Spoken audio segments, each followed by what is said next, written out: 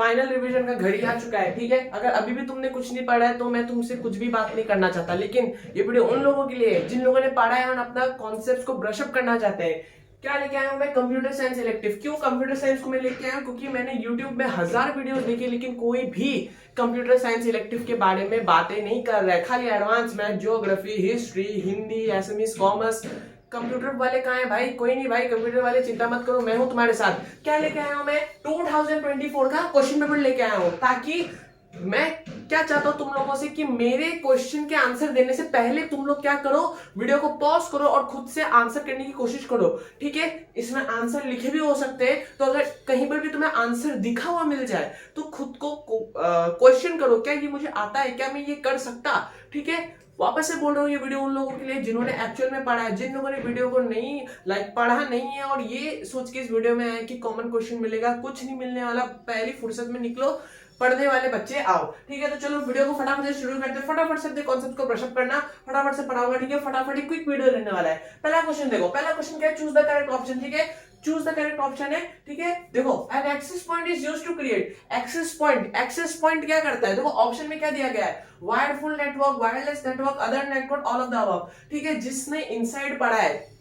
जिसने बुक को अच्छे से पढ़ा है, उसे पता होगा एक्सेस पॉइंट क्या करता है। एक्सेस पॉइंट एक नेटवर्किंग डिवाइस है जो कि एक वायरलेस नेटवर्क को बनाता है, ठीक है। एक नेटवर्किंग डिवाइस है एक्सेस पॉइंट जो कि वायरलेस नेटवर्क को बनाता है, ठीक है। वायरलेस, वायरफुल तो नहीं होगा, देखो वायरलेस में टिक मारा हुआ है, तो इसका आंसर होगा वायरलेस, ठीक है। नेक्स्ट क्वेश्चन की तरफ बढ़ते हैं। नेक्स्ट क्वेश्चन क्या कहता है? The dash section contains the information about the HTML document. HTML document में कौन सा सेक्शन होता है जो उसका इंफॉर्मेशन रखता है, ठीक है। देखो दो सेक्शन होते हैं, बॉडी और हेड। हेड में क्या होता है, मैं बॉडी का बता देता हूं। बॉडी का body contains everything that we want to display, यानी बॉडी में वो सब चीजें रहती है जो हमें डिस्प्ले करनी है। और हेड सेक्शन जो होता है वो क्या स्टोर करके रखता है? HTML डॉक्यूमेंट का सारा इंफॉर्मेशन।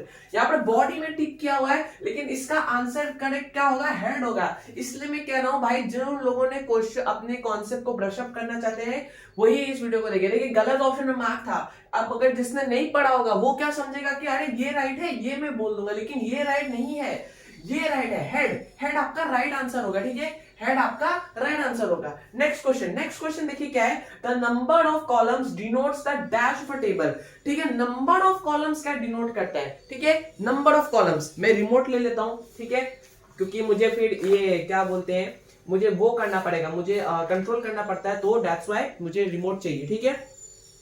ओके, तो रिमोट आ गया है, मैं अभी इसको वो करूंगा। तो क्वेश्चन क्या है? The number of columns denotes the dash of a table, यानी कि नंबर ऑफ कॉलम्स क्या डिनोट करता है? याद रखिएगा, नंबर ऑफ कॉलम्स क्या डिनोट करता है? डिग्री। माइंड में घुसा लो डिग्री। 110% ये क्वेश्चन तुम लोग को अपने एग्जाम में देखने को मिलेगा। Number of columns denotes the dash of a table, क्या? डिग्री। नंबर ऑफ रोज क्या डिनोट करता है? नंबर ऑफ रोज डिनोट करता है हमारा कार्डिनलिटी, ठीक है। Number of rose cardinality, number of columns degree. समझे? चलो नेक्स्ट की तरफ बढ़ते हैं। चलो नेक्स्ट देखो, नेक्स्ट क्या है? The dash displays the only important information bye hiding the implementation part. Implementation part को हटा के कौन सा ऐसा चीज है जो क्या करता है? हमारा इंफॉर्मेशन को शो करता है, ठीक है। याद रखिएगा, ये कौन से चैप्टर का है? OOP, object oriented programming. देखो इनहेरिटेंस तो हो ही नहीं सकता, क्योंकि इनहेरिटेंस क्या होता है? इनहेरिटेंस बेसिकली एक क्लास से दूसरे क्लास में इंफॉर्मेशन को भेजता है, ठीक है। एक क्लास से दूसरे क्लास में इंफॉर्मेशन को भेजता है। इनकैप्सुलेशन भी ये बिल्कुल नहीं हो सकता, इनकैप्सुलेशन भी नहीं होगा। पॉलीमॉर्फिज्म क्या होता है? पॉलीमॉर्फिज्म एक अलग चीज होती है। पॉलीमॉर्फिज्म में बेसिकली क्या होता है कि कई सारे ऑपरेटर्स होते हैं जो कि फंक्शनिंग ऑपरेटर्स होते हैं, जो कि एक सिंगल डिफरेंट वेज में काम कर रहे होते हैं। तो पॉलीमॉर्फिज्म्स का तो इससे कोई रिलेशन ही नहीं है, ठीक है। अब यहाँ पर बचा एब्स्ट्रैक्शन इसका आंसर होगा। जिसने भी ये चैप्टर को अच्छे से पढ़ा है ना भाई, उसे पता होगा कि इसका करेक्ट आंसर होगा एब्स्ट्रैक्शन क्या करता है? इंपॉर्टेंट इंफॉर्मेशन को दिखाता है, और जो फालतू का पार्ट होता है, जो इंप्लीमेंटेशन पार्ट होता है, उसे हटा देता है, हाइड कर देता है, और इंपॉर्टेंट पार्ट्स को दिखाता है, ठीक है। Okay next, fill in the blanks आ गया हमारा चार चार चार ठीक है, एक एक मार्क के 4 क्वेश्चन है फिल इन द ब्लैंक्स में। देखो MAC address is composed of dash hexadecimal digits. MAC address कितने हेक्साडेसिमल डिजिट से बना हुआ है, याद रखिएगा। अगर आपसे ग्रुप पूछता है तो आपको 6 लिखना है, 6 ग्रुप्स ऑफ 2 हेक्साडेसिमल डिजिट्स। लेकिन यहाँ पर आपसे डायरेक्ट क्या पूछा है कि कितने हेक्साडेसिमल डिजिट से बना है, तो आंसर क्या होगा 12। अगर आपसे ग्रुप पूछता तो आप लिखते 6 ग्रुप ऑफ 2 हेक्साडेसिमल डिजिट्स। लेकिन यहाँ पर डायरेक्ट हेक्साडेसिमल डिजिट्स पूछा है तो आप लिखोगे 12। Next is Dash is a scripting language that is widely used to add functionality and interactivity to web page। यहाँ पर लिखा है HTML, लेकिन बेटा HTML नहीं होगा, ये होगा हमारा जावा होगा। क्यों? जावा क्या करता है, वेब पेज में हमें इंटरैक्टिविटी मतलब यूजर जो है ना, यूजर वो वेब पेज के साथ इंटरैक्ट कर सकता है, और फंक्शनैलिटी यानी वेब पेज में फंक्शन ला सकते हैं हम जावा की मदद से, ठीक है। अब लोग क्या करते हैं ना, यहाँ पर जावा स्क्रिप्ट लिख देते हैं, वो भी ठीक है, जावा लिखोगे तो भी ठीक है, जावा स्क्रिप्ट लिखोगे तो भी ठीक है, लेकिन HTML मत लिखना है। क्योंकि HTML क्या होता है, HTML एक ऐसा प्रोग्रामिंग लैंग्वेज है जहां पर आप मार्किंग ऑफ टेक्स्ट यूज करते हैं वेब पेजेस को बनाने के लिए। तो ये तो HTML तो बिल्कुल नहीं होने वाला, एंड आई थिंक ये क्वेश्चन तुम्हारे बुक के फिल इन द ब्लैंक्स का है, ठीक है। सो प्लीज देख के जाना। नेक्स्ट देखो, इन MySQL data validation can be insured through dash while entering data in a table. इसका आंसर होगा कांस्टेंट। कांस्टेंट क्या होता है, कांस्टेंट कुछ रूल्स होते हैं जो कि टेबल के डाटा का वैलिडिटी इंश्योर करते हैं, that ensure the validity of a table, ठीक है। इसका आंसर क्या होगा, कांस्टेंट, ठीक है, कांस्टेंट होगा। चलो next is Dash is the process of hiding unwanted data such as restriction access to any member to one object। इसका सिंपल आंसर होगा डाटा हाइडिंग। डाटा हाइडिंग क्या होता है, डाटा हाइडिंग बेसिकली इनकैप्सुलेशन का ही 2 part होते हैं। Encapsulation के कितने पार्ट होते हैं, इनकैप्सुलेशन के 2 पार्ट होते हैं। एक होता है हमारा डाटा बाइंडिंग, जिसमें हम क्या करते हैं, बेसिकली डाटा को बाइंड करते हैं, और एक हमारा है डाटा हाइडिंग, जिसमें हम अनवांटेड डाटा को हाइड करते हैं। तो इसका आंसर क्या होगा बेटा, डाटा हाइडिंग होगा, ठीक है। नेक्स्ट देखो, ट्रू फॉल्स आ गया, 4 एक मार्क के 4 क्वेश्चन दिए ट्रू फॉल्स के। क्या है, an IP address is a unique identifier assigned to a network interface controller. याद रखिएगा, आईपी एड्रेस को कभी भी हम नेटवर्क इंटरफेस कंट्रोलर पे नहीं असाइन करते। अगर मैं आपसे पूछूं कि नेटवर्क इंटरफेस कंट्रोलर में क्या असाइन, कौन सा ऐसा नेटवर्किंग डिवाइस है जो कि हम असाइन करते हैं, तो आपका आंसर क्या होना चाहिए, मैक एड्रेस। मैक एड्रेस क्या होता है, मैक एड्रेस एक आइडेंटिफायर होता है जो कि हम नेटवर्क इंटरफेस कंट्रोलर में लगाते हैं, ठीक है। लेकिन आईपी एड्रेस हम क्या करते हैं, कंप्यूटर में डालते हैं। तो ये तो फॉल्स है, डायरेक्ट फॉल्स है, देख पढ़ के समझ में आना चाहिए। नेक्स्ट इज और operator requires all the condition to be true for including in the result. यहां पर क्या पूछा गया है, और requires all the conditions to be true for inclusion. देखो लॉजिकल ऑपरेटर का है, ठीक है। ये कौन सा, ये किसका है, लॉजिकल ऑपरेटर। 3 प्रकार, कई सारे प्रकार के ऑपरेटर होते हैं MySQL में। कौन कौन से होते हैं बेटा, एक होता है हमारा अरिथमेटिक ऑपरेटर, फिर होता है हमारा रिलेशनल ऑपरेटर, और होता है हमारा एक लॉजिकल ऑपरेटर। लॉजिकल ऑपरेटर में बेटा 3 पार्ट होते हैं, एंड और नॉट। एंड और नॉट। जो एंड लॉजिकल ऑपरेटर होता है ना, वहां पर क्या चाहिए, हमें सारा कंडीशन को ट्रू होना पड़ेगा, सारा कंडीशन ट्रू होना पड़ेगा। जो और लॉजिकल ऑपरेटर होता है ना, उसमें क्या करना है, हमें सिर्फ एक ही कंडीशन ट्रू होना पड़ेगा, एक कंडीशन ट्रू होना पड़ेगा। और जो नॉट ऑपरेटर रहता है ना बेटा, नॉट लॉजिकल ऑपरेटर रहता है, नॉट लॉजिकल ऑपरेटर में वही डाटा शो होता है जो कि कंडीशन को सेटिस्फाई नहीं करता है। तो यहां पर क्वेश्चन में क्या पूछा गया है, और requires all the condition to be true. तो ये तो डायरेक्ट फॉल्स है, क्योंकि मैंने अभी भी क्या बोला, एंड लॉजिकल ऑपरेटर को सारे कंडीशंस ट्रू होने पड़ते हैं, ठीक है। एंड ऑपरेटर के लिए अगर यहाँ पर एंड ऑपरेटर होता तो ये ट्रू होता, लेकिन यहाँ पर क्या और ऑपरेटर, और दिमाग में घुसा लो, एंड ऑपरेटर में सारे कंडीशन ट्रू होते हैं, और ऑपरेटर में एक ही कंडीशन ट्रू होता है। Next is the initialization expression contains a statement that need to be executed in each repetition of the loop false। एकदम ही पढ़ के समझ में आना चाहिए यार। इनिशियलाइजेशन, ये जो स्टेटमेंट, ये जो चीज है ना, ये अपडेट में होती है। फॉर लूप के 3 पार्ट होते हैं, इनिशियलाइजेशन एक्सप्रेशन, टेस्ट एक्सप्रेशन, और लास्ट में होता है अपडेट एक्सप्रेशन, ठीक है, अपडेट एक्सप्रेशन। तो इनिशियलाइजेशन नहीं होता, टेस्ट एक्सप्रेशन में हम क्या करते हैं, बेसिकली टेस्ट करते हैं कि कंडीशन ट्रू हो रही है या फॉल्स हो रही है, क्या हो रही है। अपडेट एक्सप्रेशन में वो सारा स्टेटमेंट रहता है जो कि हर लूप, जो कि हर रिपीटेशन मतलब रिपीटेशन होता है, हर रिपीटेशन के बाद डिस्प्ले हो रहा है, ठीक है। तो इनिशियलाइजेशन, हाँ ये फॉल्स है, ये डायरेक्ट फॉल्स है। अगर यहाँ पर अपडेट एक्सप्रेशन होता ना, अपडेट एक्सप्रेशन, ठीक है, यहाँ पर क्या इनिशियलाइजेशन एक्सप्रेशन है, अगर इसकी जगह अपडेट एक्सप्रेशन होता ना, तो ये आपका ट्रू होता, लेकिन ये फॉल्स है, क्योंकि यहाँ पर इनिशियलाइजेशन एक्सप्रेशन दिया हुआ है। ये जो सब चीजें ना ये सब किताब का है इनसाइड, ठीक है। तो बुक के क्वेश्चन आंसर पढ़ के मत जाना, अभी भी टाइम है बेटा, नहीं पढ़ा है तो इनसाइड पढ़ के चले जाना, काफी ज्यादा शॉर्ट क्वेश्चन उठ के आते हैं। Next, a pointer can be used two point N integer only. क्या पूछा गया है, क्या पॉइंटर से हम सिर्फ इंटीजर को पॉइंट कर सकते हैं? तो ये एकदम ही गलत है। पॉइंटर एक्चुअली में क्या होता है, पॉइंटर एक ऐसा वेरिएबल होता है जिसके हम क्या करते हैं, मतलब हम दूसरा वेरिएबल का एड्रेस स्टोर कर पाते हैं पॉइंटर वेरिएबल की मदद से। तो यहाँ पर तो एड्रेस का बात ही नहीं किया गया है। क्या हम खाली इंटीजर वेरिएबल के एड्रेस को स्टोर कर सकते हैं? नहीं, पॉइंटर वेरिएबल 4 वेरिएबल में भी यूज हो जाता है, इंटीजर वेरिएबल में यूज हो जाता है, कई जो प्रकार का आपका वेरिएबल है उसमें यूज हो जाता है। तो यहाँ पर इंट वेरिएबल है, use two point and only लिखा है, यानी सिर्फ क्वेश्चन को पढ़ के समझो। क्वेश्चन क्या कह रहा है कि क्या एक पॉइंटर वेरिएबल सिर्फ एक इंटीजर वेरिएबल को पॉइंट कर सकता है? तो ये तो गलत है, क्योंकि मैंने अभी आपको बताया सारे वेरिएबल को ये पॉइंट कर सकता है। नेक्स्ट की तरफ बढ़ते हैं।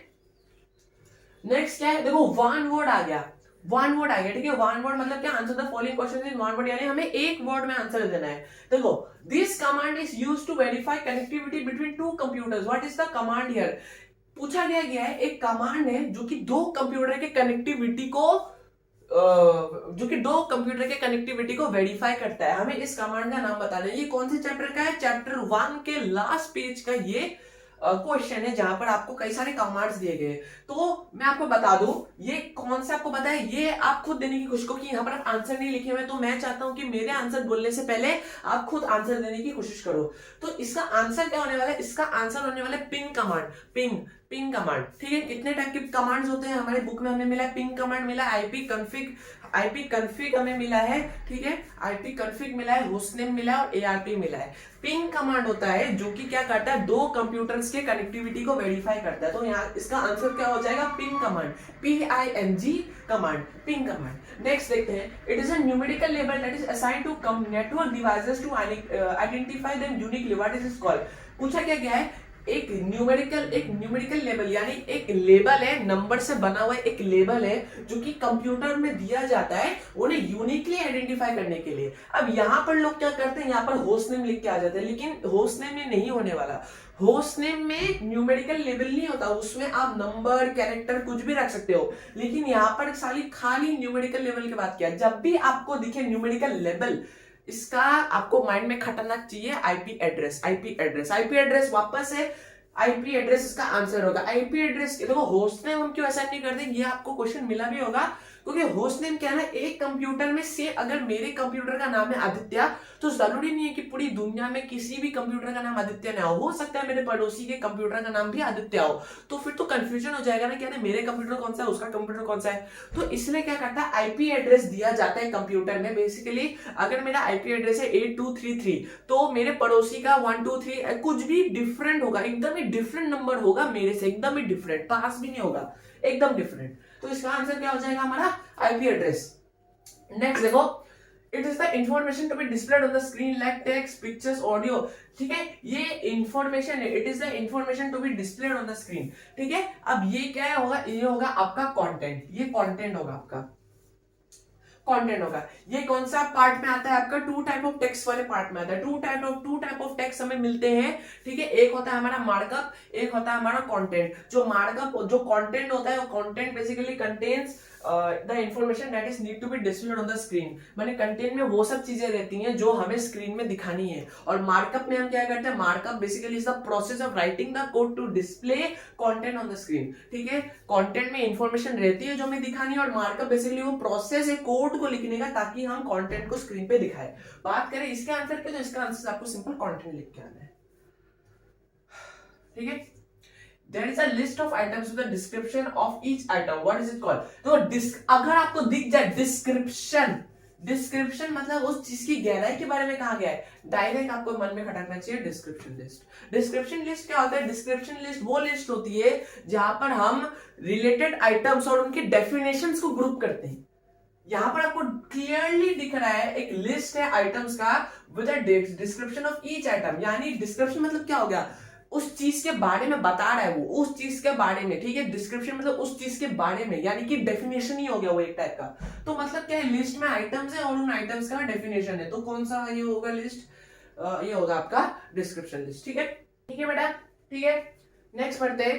नेक्स्ट क्या है, this attribute is used to define the address of the file to be linked, यानी कि ये एक ऐसा एट्रीब्यूट है जो कि फाइल का एड्रेस को डिफाइन करता है, which is to be linked. Linked जैसे ही लिंक्ड दिखे आपके माइंड में खटकना चाहिए हाइपरलिंक, क्योंकि यहां पर क्या कहा गया है, यहां पर ये कहा गया है कि ये एट्रीब्यूट का एड्रेस डिफाइन करता है, इसे लिंक किया जाना है, यानी अभी तक उस फाइल को लिंक नहीं किया है, उस फाइल को लिंक करने वाले। तो लिंक दिख गया ना बेटा, तो इसका आंसर होने वाला है एचआरईएफ एट्रीब्यूट। एचआरईएफ एट्रीब्यूट का कभी कभी फुल फॉर्म पूछ लेता है। एचआरईएफ एट्रीब्यूट का फुल फॉर्म क्या होता है, hyper link reference. Hyper link reference, तो इसका आंसर क्या होगा, इसका आंसर होगा हमारा एचआरईएफ एट्रीब्यूट। एचआरईएफ एट्रीब्यूट हो सके तो फुल फॉर्म भी लिख के आना, HREF attribute that is hyperlink reference. ठीक है, नेक्स्ट बढ़ते हैं। It is an organized collection of structured information stored electronically in a computer, what is it called.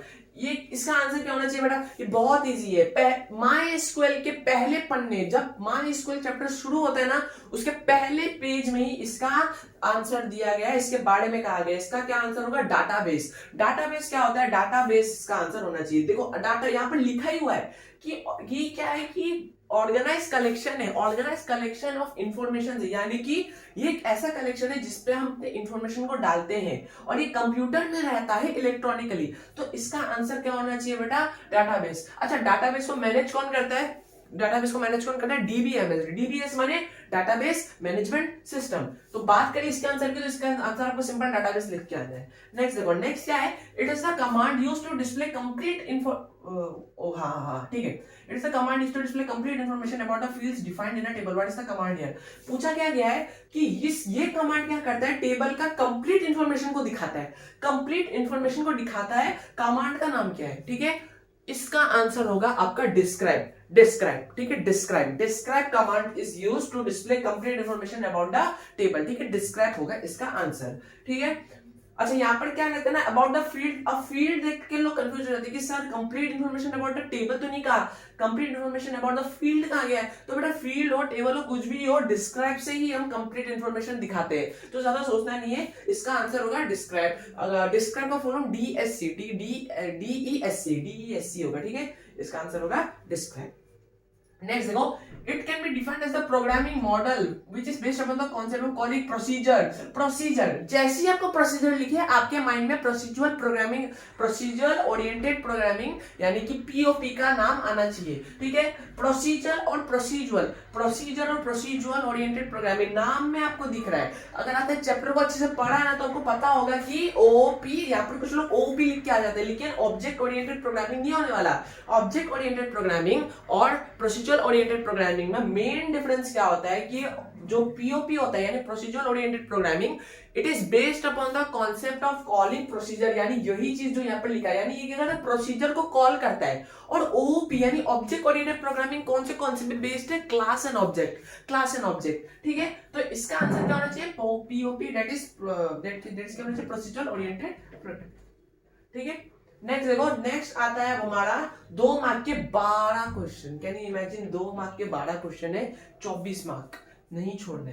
ठीक है, नेटवर्क प्रोटोकॉल पहला इजी है, network protocol. Protocol, network protocol, protocol एक ही बात है। नेटवर्क प्रोटोकॉल क्या होता है बेटा, आपको पता होना चाहिए। नेटवर्क प्रोटोकॉल क्या होता है, network protocol is a set of well defined rules, ठीक है, it is a set of well defined rules which determines how the computer will communicate or transfer files to them in a network।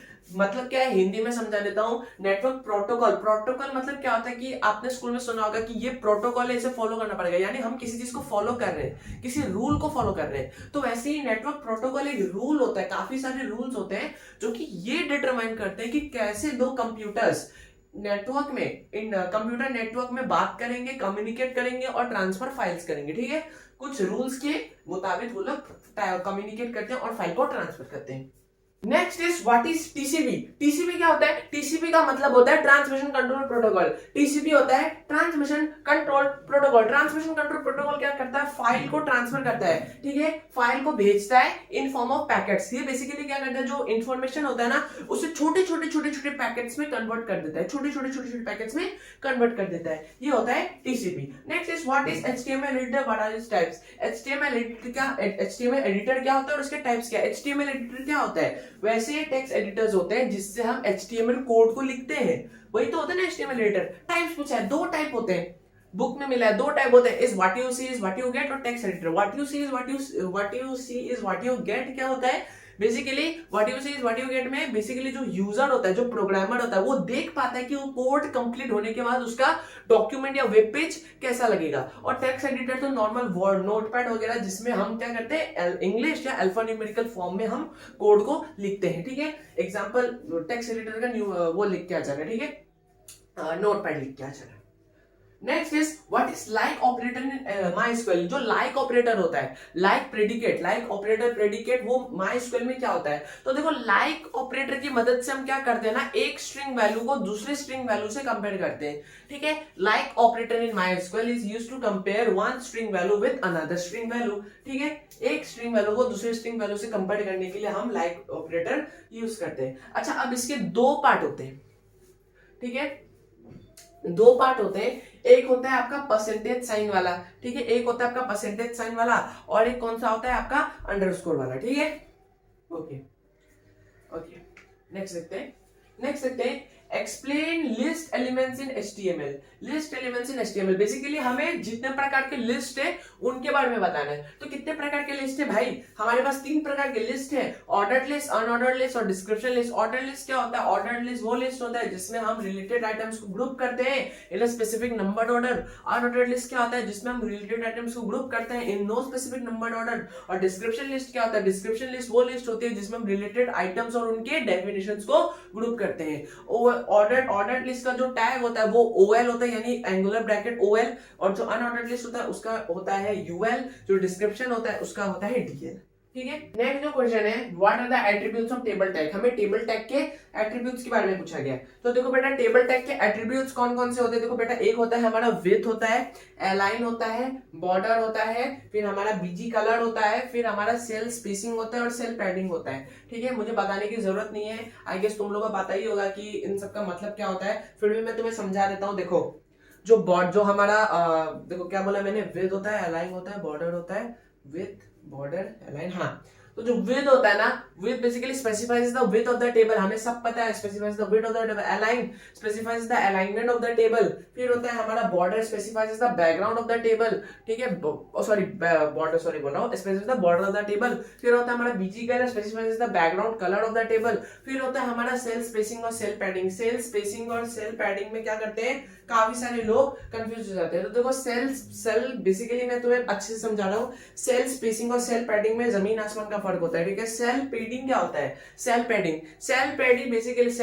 Is basically the space between content, ठीक है, content और cell border के बीच के space को हम क्या कहते हैं, हम सेल पैडिंग कहते हैं। What is cell padding, cell padding is the space between cell border and content. और वही सेल स्पेसिंग क्या होता है, cell spacing is basically the space between cells, ठीक है, सेल्स, ठीक है। सेल स्पेसिंग में क्या होता है, स्पेस बिटवीन सेल्स, और सेल पैडिंग में क्या होता है बेटा, space between cell border and the content, ठीक है। तो एट्रीब्यूट्स टेबल टैग के एक्सप्लेन कर दिए। यहाँ पर पूछा गया what is the use of between clause in MySQL, यानी बिटवीन क्लॉज का क्या मतलब होता है। पहला बात तो आपको समझना पड़ेगा, बिटवीन क्लॉज आता किसके अंदर है, रेंज सर्चिंग नाम का एक प्रोसेस होता है, उसमें आता है। अब क्या होता है इसका काम, it is basically used to search data within a range. ये क्या करता है, डाटा को खोजता है रेंज के अंदर। फॉर एग्जांपल अगर रेंज है 1 to 2, अगर एक रेंज है 1 2, तो ये 1 सॉरी या फिर 1 to 5, सपोज रेंज है 1 to 5, तो ये 1 to 5 के बीच के रेंज के अंदर डाटा को खोजेगा। तो ये है बिटवीन क्लॉज। अच्छा नेक्स्ट देखो क्या पूछा गया है, why do we use array in a computer program. हम कंप्यूटर प्रोग्राम में एरे का इस्तेमाल क्यों करते हैं हम एरे का इस्तेमाल? एरे क्या होता है basically? Array is a collection of similar type of elements. Array क्या करता है? एरे एक ही वेरिएबल में कई सारे डाटा टाइप क्या करता है, कई सारे डाटा को एक ही वेरिएबल में स्टोर करता है, ठीक है, instead of creating each separate one for each, यानी कि एक वेरिएबल में काफी सारे डाटा को स्टोर करता है। और हमें ये क्यों चाहिए? क्योंकि ये हमारा काम बड़ा आसान बना देता है ना, हमें हर डाटा टाइप के लिए अलग अलग बनाना पड़ेगा। इससे बढ़िया क्या है, हम एक ही में सब स्टोर कर पाएंगे, ठीक है।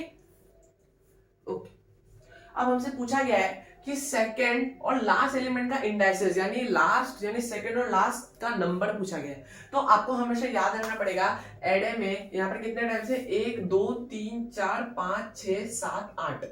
तो आपको हमेशा याद रखना पड़ेगा कि हम कभी भी एक एडे का फर्स्ट लेटर को 1 नहीं मानते, हम हमेशा उसे 0 मानते हैं, कभी भी मत भूलना, ठीक है। कुछ लोग क्या करते हैं 1 2 3 4 करते हैं, नहीं, अगर हमें एरे में काउंट करना है तो हमें 1 2 3 4 नहीं बल्कि पहले 0 से शुरुआत करनी पड़ेगी, यानी जो हमारा पहला लेटर होगा, फर्स्ट एलिमेंट जो होगा उसका नंबर 0 होगा। तो हमसे क्या पूछा गया है, हमें सेकंड एलिमेंट का नंबर पूछा गया, यानी 0 1, तो सेकंड का क्या हो गया 1 और लास्ट का पूछा गया, यानी 0 1 2 3 4 5 6 7, तो इसका क्या हो गया 7। तो सेकंड का क्या हो गया हमारा, सेकंड का हो गया हमारा 1 और लास्ट का हमारा हो गया 7, ठीक है। Next is what is user defined function, give an example. User defined function क्या होता है, ठीक है। यूजर डिफाइंड फंक्शन क्या होता है, देखो, यूजर डिफाइंड फंक्शन वो फंक्शन होते हैं जो कि एक यूजर, अब प्रोग्रामर अपने नीड्स अपने द्वारा देता है, ठीक है। दो, अब इसमें एक चीज और जाती है लाइब्रेरी फंक्शन। लाइब्रेरी फंक्शन वो फंक्शन होते हैं जो कि कंप्यूटर में रहते हैं, ऑलरेडी रहते हैं, जैसे प्रिंट एफ, स्कैन एफ। लेकिन यहाँ यूजर डिफाइंड वो होते हैं जो कि यूजर डालता है। अब जैसे सपोज मुझे किसी चीज का टाइटल डालना है, सी प्रोग्राम में मुझे टाइटल डालना है welcome to study YouTube channel, तो वो तो प्रोग्रामर लिख रहा है ना, कंप्यूटर थोड़ी ना लिख रहा है, प्रोग्रामर ही लिख रहा है। तो वो इसका एक एग्जांपल आप लिख सकते हो कि जब हम कोई बेसिकली स्टेटमेंट डालते हैं लूप के लिए, तो वो यूजर डिफाइंड फंक्शन नहीं हो जाते, क्योंकि वो तो यूजर खुद ही डाल रहा है ना अपने नीड्स के द्वारा, तो वो क्या हो गया user defined function. Next is dynamic memory allocation. Dynamic memory allocation क्या होता है? डायनामिक मेमोरी एलोकेशन बेसिकली क्या होता है मैं तुम्हें बताता हूं। जब एक मेमोरी का एलोकेशन रन टाइम स्टार्ट या फिर रन टाइम में किया जाता है तो उसे डायनामिक मेमोरी एलोकेशन कहते हैं। ये जो चीज है तुम्हारा, ये तुम्हारा फंक्शंस इन सी से है, फंक्शंस इन सी से तुम्हारा, ठीक है, फंक्शंस इन सी से है तुम्हारा ये चीज डायनामिक मेमोरी एलोकेशन, फंक्शन से है ना। अगर चैप्टर में गलती कर तो प्लीज माफ करना, बट हाँ इसका आंसर मुझे पता है कि जब भी हम मेमोरी का एलोकेशन रन टाइम या स्टार्टिंग में करते हैं तो उसे हम डायनामिक मेमोरी एलोकेशन कहते हैं। अब यहाँ पर हमसे देखो क्या पूछा गया है, what will be the output of the following programme. इस प्रोग्राम का आउटपुट क्या होगा, ये तुम्हारी बुक का क्वेश्चन है, इसका तुम्हारा आंसर होगा 359, ठीक है। ये बुक का क्वेश्चन है, बुक के ऐसे टाइप के क्वेश्चंस को प्लीज देख के जाना, ठीक है, प्लीज देख के जाना, क्योंकि काफी ज्यादा इंपॉर्टेंस होता है, ठीक है, काफी ज्यादा इंपॉर्टेंस हो जाता है, ठीक है। प्लीज इस वीडियो को देखो, क्योंकि इसमें तो लॉजिक समझा देता हुआ क्या है। देखो हमने पहले देखो ए को हमने 1 माना, यानी कि ये पहले ए आया, फिर इसमें देखो डबल आ गया, यानी ये दोनों आ गए, लेकिन फिर ये दोनों पीछे चले गए। इसका मतलब क्या है कि जो हम आगे गए थे वो पीछे आ गए, यानी जो 7 था ना, 7 नहीं होने वाला, 359 होगा इसका आंसर, ठीक है।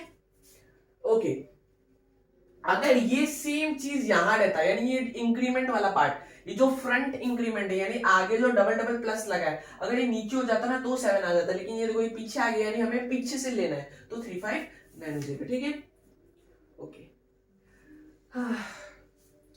ओके, नेक्स्ट देखो, what is the difference between top down bottom up approach. Top down और बॉटम अप अप्रोच में फर्क क्या होता है, टॉप डाउन और बॉटम अप अप्रोच में फर्क क्या होता है, ये बहुत इजी है। अब मैं इसका आंसर तुम लोग को बोलते हुए नहीं फिरूंगा, ठीक है, बहुत इजी चीज है भाई, तुम लोग खुद ही कर सकते हो, मुझे पता है, इतना तो मुझे पता है।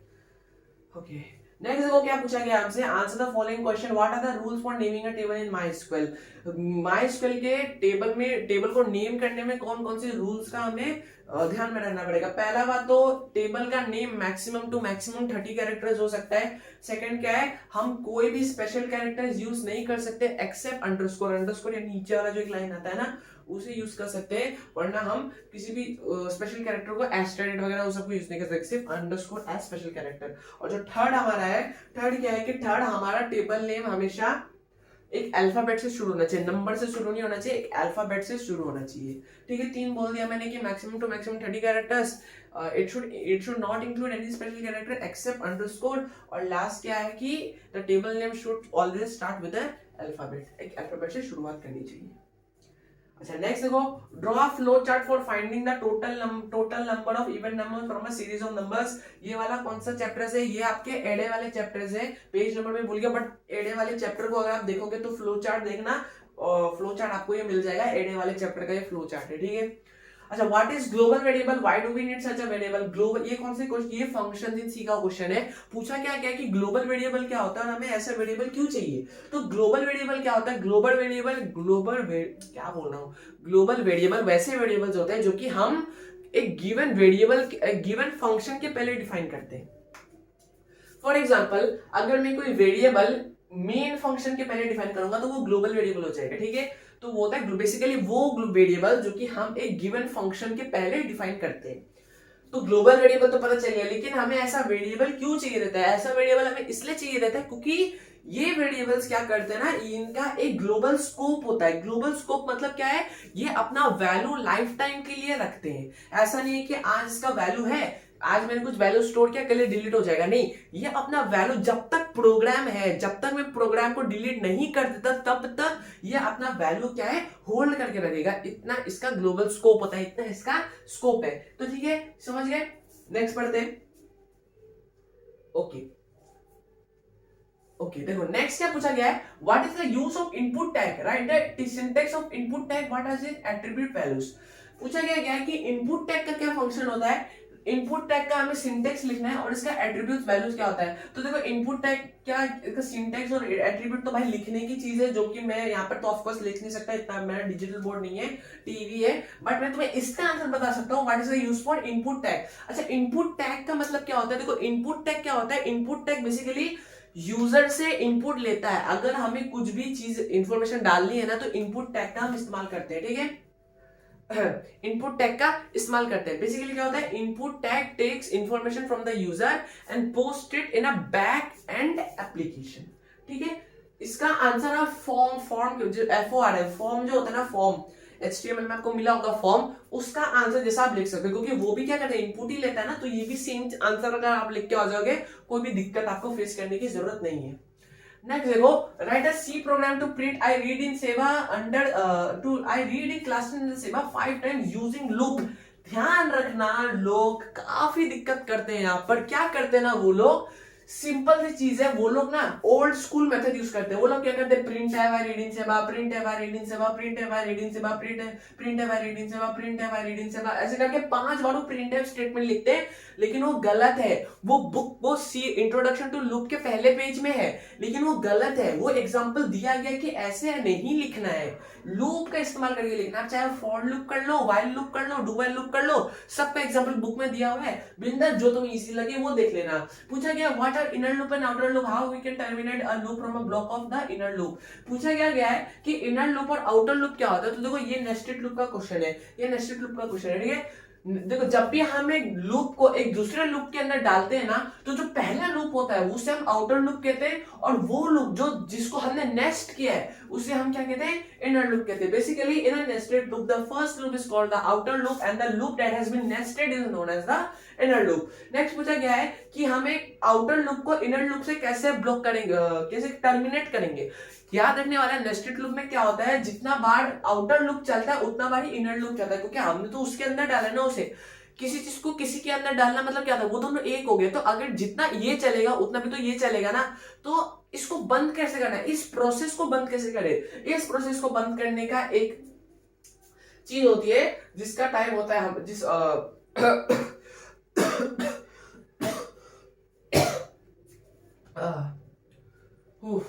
भाई साहब हालत खराब थी भाई। Please give me 1 minute guys, मेरा थोड़ा खांसी हो गया।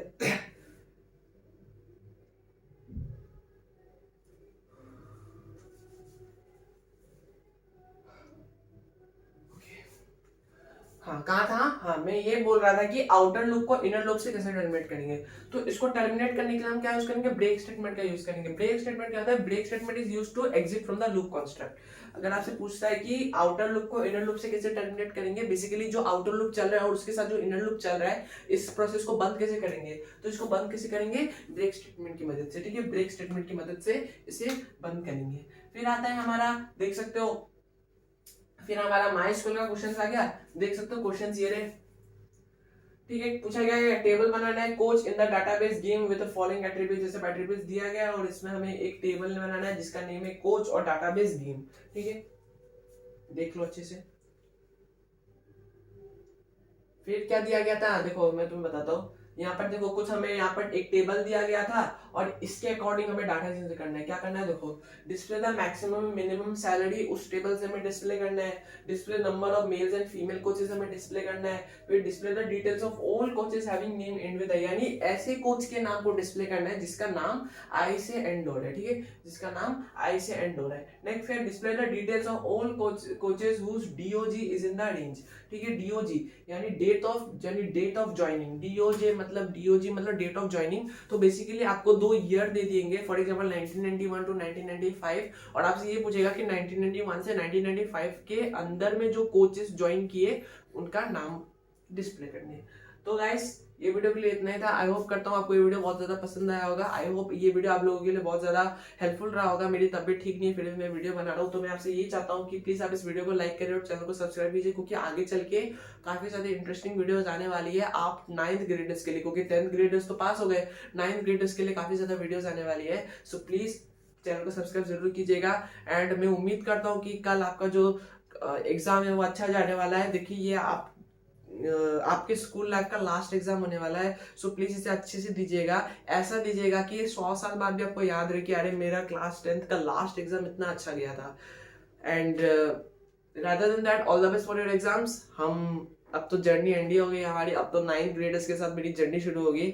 सो मैं उम्मीद करता हूँ कि आप जो भी परस्यू करें उसमें अपना जी जान लगाए एंड आप जो कॉलेज जाना चाहते हो उस कॉलेज में जाए। Till then I hope you will be happy, you are safe. Okay, let's go. Bye bye guys. Jai Hind. Love you all.